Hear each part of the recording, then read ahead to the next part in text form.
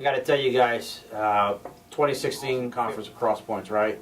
Josh and I and several men from this church had a chance to go down to Tulsa, Oklahoma.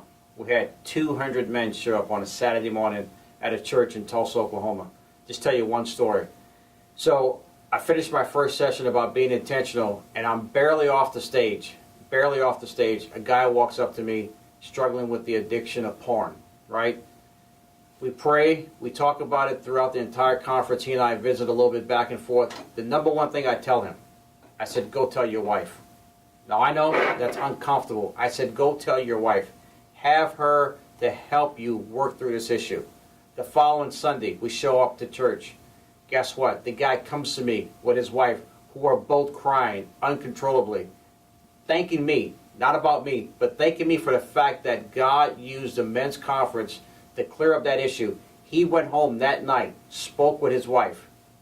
For the first time in 5 years, they had intimacy unlike they'd ever had for a long time. So, why am I sharing that story with you?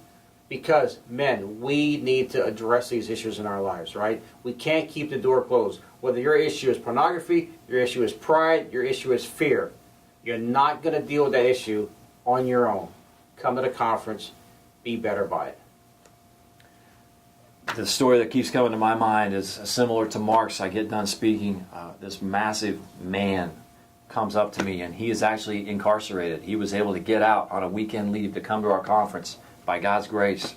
And he's telling me that he was a former police officer who made some mistakes. Frankly, he got drunk, made some mistakes, and now he's in jail. And all he could talk to me about was, for the rest of his life, he is just going to be that cop that got drunk and made a mistake. And guys, that is the enemy talking. And I'll tell you the same thing that I told him.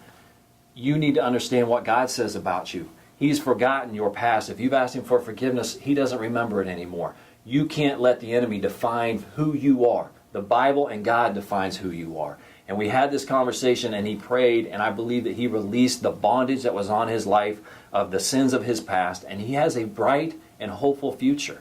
Today, in this world, he can still make a difference. God is a God of healing and restoration. You need to own that, accept that, and move forward in his grace. I can't wait till he gets out. I can't wait to see him and help him walk on the journey of discovering what God's purpose is for the rest of his life. Yeah. So guys, listen, we love you guys. We need you guys. Your families need you. The community needs you. And we all know this crazy world needs us. Thank you. Thank you.